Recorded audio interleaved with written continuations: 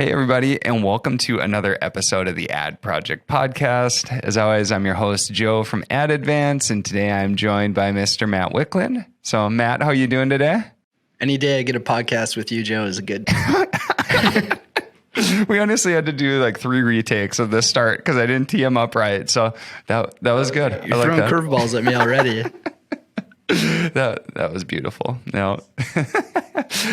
So today on the podcast, what we want to focus on is kind of a fun topic to talk through, and we'll go through a scenario. So scenario is you have a certain amount of budget and now you have to cut it back, or in another case, you can only add a certain amount of budget, and you have to decide between if you're going to focus on branded terms or non-branded, meaning more like general search terms for your campaign. So I could put it in a branded campaign, or I could put it in a non-branded campaign. So this is the key question that we wanted to kind of get into and talk through each of the different options. So maybe walk me through the different types and kind of key things that you see for branded versus non-branded. What's the differences? Yeah, sure. So if you're a more established brand on Amazon, chances are there's a pretty hefty amount of branded search, especially if you're in a niche where there's high repeat purchases, where people circle back to buy your products at a later date, second time. Branded spend will likely make up some of your advertising spend. So that's where a shopper on Amazon keys in your branded search term. So Ad Advance advertising services, for example, if we had a product listed on Amazon. So anything that contains the brand name. Yeah.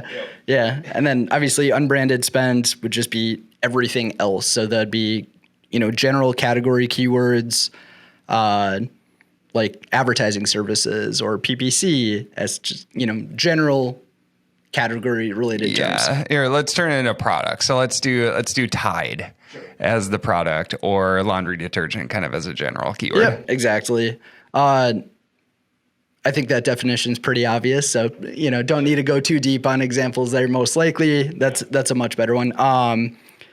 Across all of Amazon, Amazon did publish this stat recently. 69% of search on Amazon is to general category keywords. So laundry detergent versus Tide or Tide Pods, meaning 31% people are already looking for an established brand. Sure. So if you're one of those brands where there's a heavy amount of branded search, you have a more limited advertising budget, it can be difficult to figure out, how do I allocate this? Will the shopper that's searching for my branded term find it organically? Or will my competition sweep in and take those, high value top of search placements for sponsored brands, sponsored products, top of search, sponsored brand video? Like, that's the age old question. Yeah. How many sales will I lose if I don't bid branded terms? Or if I do, how many of those shoppers would have purchased organically? Yeah. So am I cannibalizing or consuming organic sales, paying for organic sales that I would have otherwise received organically. Yeah. So if you look at the combination between the two, so we'll take branded first. So I've got a branded campaign, and so it just focuses on anything Tide related for this example. That campaign, it's going to convert really well because people who search for Tide, if they click on your ad, they're likely going to buy. And so we're going to see great conversion rates.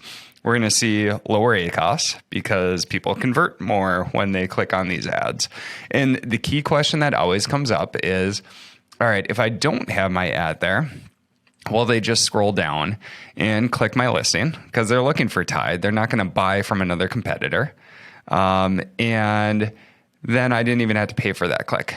Or the opposite could happen is I search for Tide, and now all of a sudden I see this new product that shows up.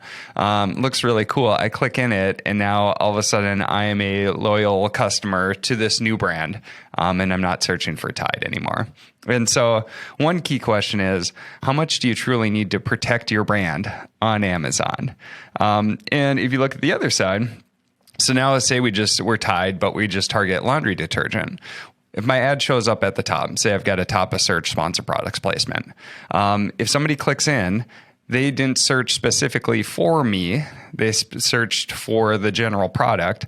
So the conversion rate is going to be lower because it's more general. But I may have brought somebody new into the Tide product line who necessarily might not have purchased from that before. And so now I have this new to brand customer. And so it's constantly this trade-off if you're looking between the two. If you just focus specifically on ACOS, it's always going to push you to branded.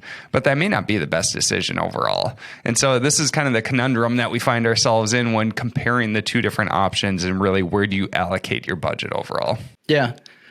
Yeah. And I think that repeat purchase or new to brand point that you brought up is a really important one for the branded versus non-branded debate too. So let's say, Tide is a perfect example. So it's a consumable product. There's high LTV, high repeat purchase rates. We get a new to brand customer in, somebody that's not already a Tide customer, searching a general keyword. We can convert them multiple times in the future, either through subscribe and save or them circling back and finding the product organically. Sure. They're familiar with it. We have them in brand. So that category spend can be super valuable, but the debate there still exists because we want to prevent somebody from switching brands. So if they search Tide Pods and we're not defending that space, it's really easy for somebody to just click through on a competitor that maybe has a very comparable product, similar, reviews, ratings, and, solid price points. They switch and that customer is now generating LTV and future orders for that other brand. So the debate still exists regardless, I guess, of LTV. Sure. But yeah, I don't know. I guess on the new to brand subject, my gut instinct is that I would rather invest in new to brand spend. So more general or category related keywords for high LTV products, high repeat order rate products, than a product that has low LTV, low repeat order rates, maybe higher price points, whatever, sure, where they search branded term. They're not going to shop that brand most likely again after they make a purchase. I don't know. I feel like for new to brand, that general category spend's more valuable. What's your take on that? Yeah, there's two different ways of looking at it. Because at the same time, if they're coming back and now they're searching for my brand, I want to make sure that they don't defect and go to another brand when they are coming back. And so, it's the tricky piece as you look at it. And I agree. So those new to brand customers, if you have a higher repeat purchase rate, they're going to be worth more longer term. And so maybe I want to focus my budget more on those more general terms where we're going to get higher new to brand customers. And then if they're coming back, hopefully they're loyal enough to us where they're going to scroll through the top 4 ad placements, ignore those and find our organic ranking where we show up number 1 and then purchase for us. It's just the risk that if you don't protect your brand, now you do all this work and you get this new to brand customer in from an ad that's not going to have as good of a return. So it costs you a decent amount to get that new to brand customer in. And then if you're not protecting your brand after that, now you could lose them. And now your lifetime value of your customer goes down. Right. Yeah. And so you can see how these kind of build into each other or help. They help kind of build up that high LTV. So I got the new to brand customer coming in, and now I make sure that my ads show up first, so I know that they purchase from me again and again. So they kind of correlate and build upon each other as you go. So it's a little bit harder to make the decision between one or the other. Yeah, totally. Yeah, an interesting stat. So earlier I talked about 69% of searches for general category keywords. Meaning 31% is branded search on Amazon as a whole. Yep. Another interesting study that Amazon did was on the propensity of people to switch between brands on Amazon. Sure. So they looked at health and personal care specifically, and they found that 40% of shoppers that search a branded term end up purchasing a product from another brand, sure, which is a really high percent, I would say. But, the flip side to that is it's, 60% of 31% of searches, that's a lot of percentages stacked together, but are likely to stay in brand. So without that ad. Yeah. Yeah. Yeah. I think that the key difficult piece is with the Amazon ecosystem, it's becoming more and more saturated with ads too. And so, I just did a video. It was a LinkedIn post that just posted. And within 39 seconds of scrolling on Amazon, I encountered, I think it was like 44 ads or something. And if you looked at, like, I just did a dog chew toy search, and you look at the top, and before I had to scroll down on the page before I could even see the first organic listing, because I had a sponsor brand ad, and then I had 4 sponsored products top of search ads, and then I had to scroll down, and finally I got to that first organic listing. And the fact of the matter is, a lot of people just click on the first listing they see. A lot of people still don't even realize that there's ads on Amazon. And so they may just click through and be like, okay, this is the product that Amazon picked is best for me. I'm going for it. This is why we see such a great conversion rate for top of search ads. And so with the way that Amazon's going, it's becoming more and more saturated. And so I feel like protecting your brand is getting more and more important, just because organic searches are just getting pushed further and further down. So in general, if I had to weigh the 2 different options, I would first allocate my spend on protecting my brand, which I know is going to be a little bit lower cost and I'm going to get a solid return from it.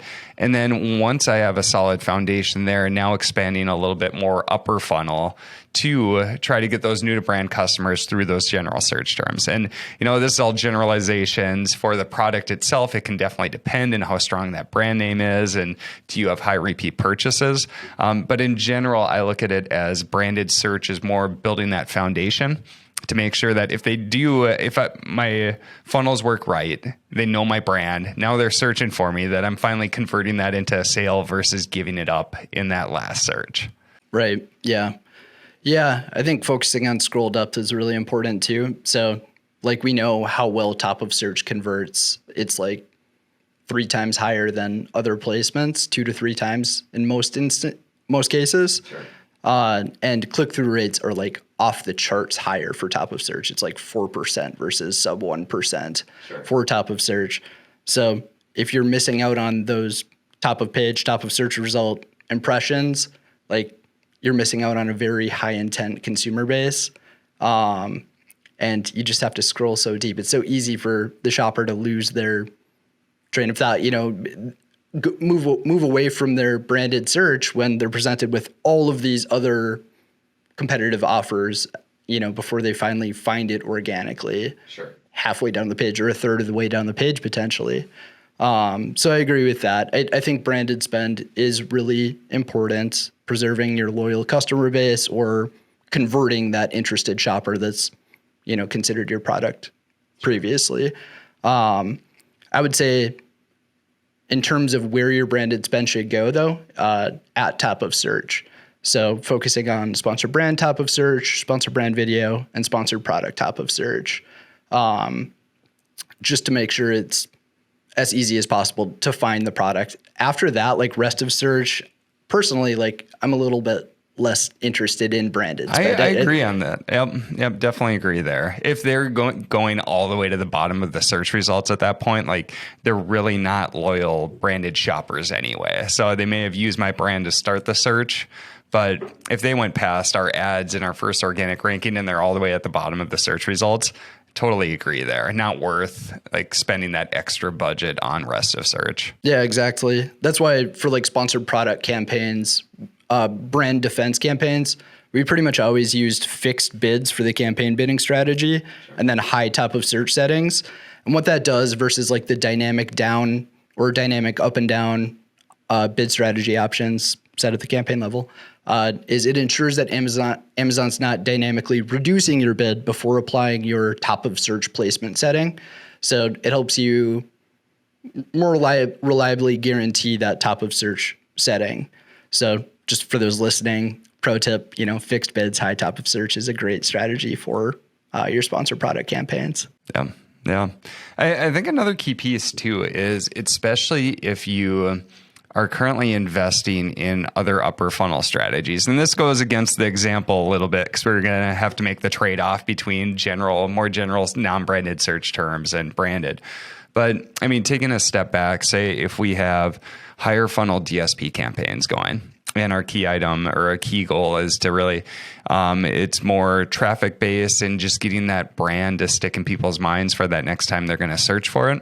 One of the items that we can track on the DSP side is the branded searches that come through, and then the impact that DSP had to that. So for instance, say somebody is on weather.com, they see a DSP ad show up on the side and it's branded. They may not even realize that they're seeing it, but then all of a sudden I had to buy a laundry detergent. I just saw a Tide ad. I go to Amazon and now I type in Tide. You can see the impact where it's like, okay, we ran these branded ads. They may not have clicked on it, but it's stuck in their mind. Now you can see the branded search. And then at that point, now if we have good brand defense, brand protection using our sponsored ads, now we can make sure that we're driving that to the final sale. And this may be some subconscious items where I don't even remember seeing that Tide ad, but I'm just searching for them. But my tie to that brand may not be as strong as like a loyal Tide customer. And so this is where brand protection can really come into play where, okay, I might type in Tide, but maybe I'm not totally tied to Tide. And now I see some other ads that look really interesting and I end up purchasing from another brand. I feel like this is another key piece where that brand defense comes in. Yes, people may search for your brand, but they may not be specifically tied to Tide. So, another key thing is that even though people search for your brand doesn't mean that they're only going to buy your product. That just may be a starting point for their searches. Yeah.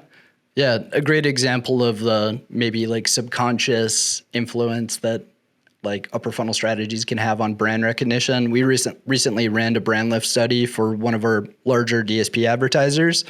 So measuring the contribution of brand awareness to upper funnel strategies, and the audience that was ad exposed versus the non-ad exposed control audience, they were 3 times more likely to have heard of the brand we advertised for, but only 12% of those that were served an ad recalled seeing an ad.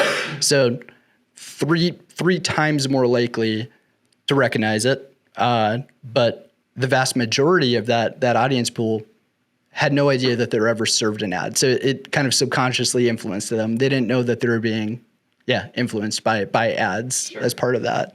And so a lot of those upper funnel strategies translate to branded search.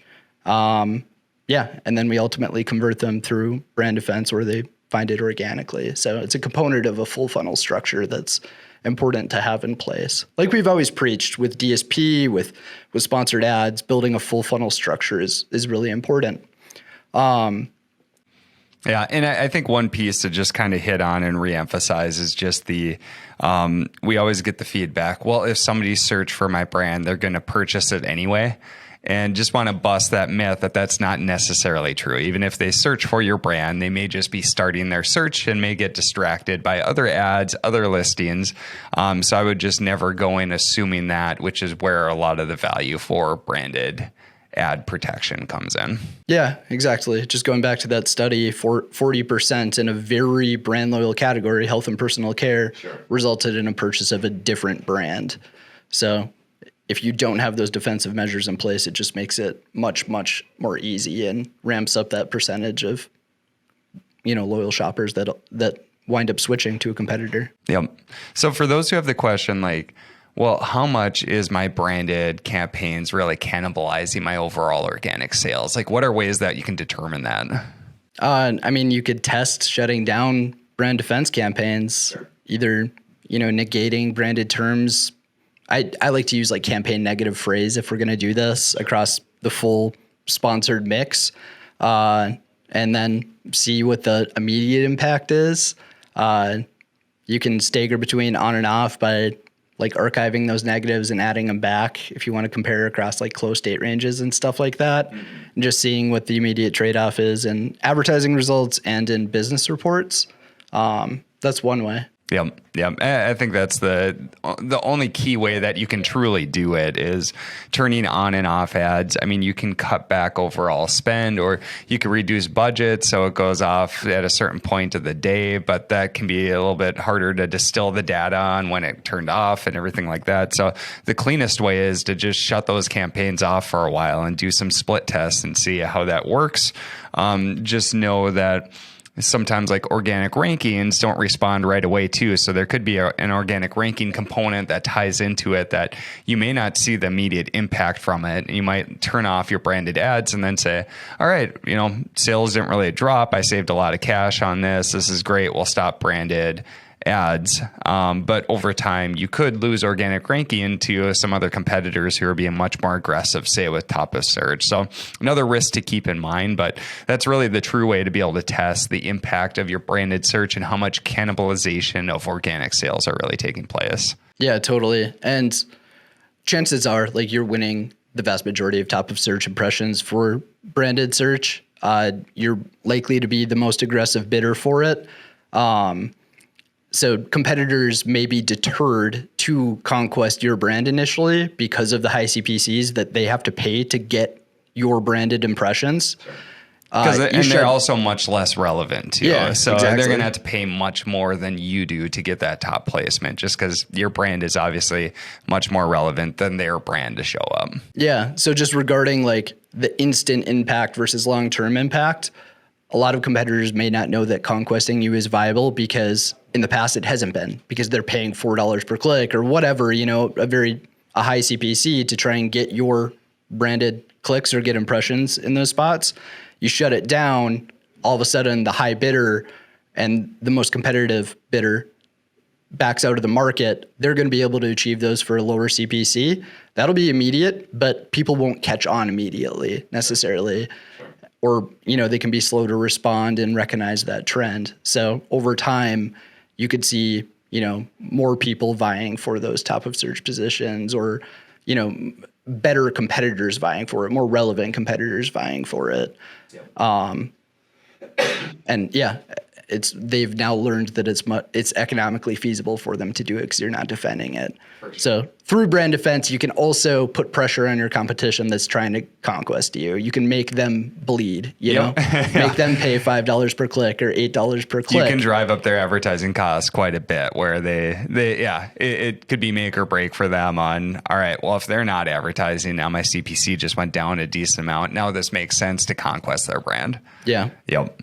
Yeah. And I will say, I think in every situation, some level of category or general spend is worthwhile, sure. Especially high LTV. Like getting those new to brand customers in brand is so huge, and benefiting from those future branded searches and organic conversions. Yep. And that's probably a great way to caveat this too. So if you're advertising on Amazon and all you are doing is branded search, it's helping to protect some of those branded sales, but you're definitely not growing your market share overall. And so just keep that in mind, especially we have some clients who are, or some people who reach out to us and they're really focused on ACOS. And we look at their campaigns and it's all branded. And what's happened is over time, they've just driven whoever has been optimizing their campaigns to focus so much on ACOS that the only way you could achieve those ACOS goals are just through branded search. And so you're missing out on all this market expansion opportunity as you go, which isn't going to have as good of an ACOS because it's more general keywords. But just keep that in mind too, that achieving the lowest ACOS possible is not always the key goal. If you want to do that, branded search is the way to go, but advertising is just one piece of your overall business. You have to look at the key impacts that you have and what's the key strategies. What are you truly trying to do with your advertising? So big caveat there is if you're just doing branded search, yep, you're protecting your brand, but you're really not growing your sales or expanding your market. It's like a retrenchment strategy at that point, because you're still going to lose some shoppers, even with the perfect brand defense strategy, to other competitors. So I'm protecting the ground I have right now, but I'm not gaining any ground whatsoever. Yeah. Yep. Yeah. So just in summary, I think where we've concluded is that, so for branded search, we kind of consider this as a foundational strategy that if we're going further up funnel, we want to make sure that we've got our brand protected in many cases. And so, if we really had to do this like trade-off between more general terms and branded search, we might take a little combination of the two as we go. But in general, we're probably going to lean towards protecting those branded searches that we have. But if you're just doing that, you're not gaining any ground, like we said. So branded search, kind of a foundational strategy, but if you can, in many cases, you want to be going a little bit further up funnel where you're targeting more general terms. This is where you're going to get your new to brand customers. This is where you're really going to grow your overall sales and establish yourself on Amazon. Yep. If you want to be passive, conservative, maintain, branded spends could be, one of your course, not necessarily course, the majority of your ad spend may be allocated to it. But if you want to truly grow your brand, benefit organic rankings to a larger degree, reach a wider audience, get new customers and brands, then that general category spend is the way to do it. Yep. Well, I think this was an awesome discussion. Matt, as always, awesome to have you on the podcast, imparting your wisdom. So, all right. And for everybody else who's listening, thanks again for listening to the Ad Project Podcast. As always, we'll see you on the next episode.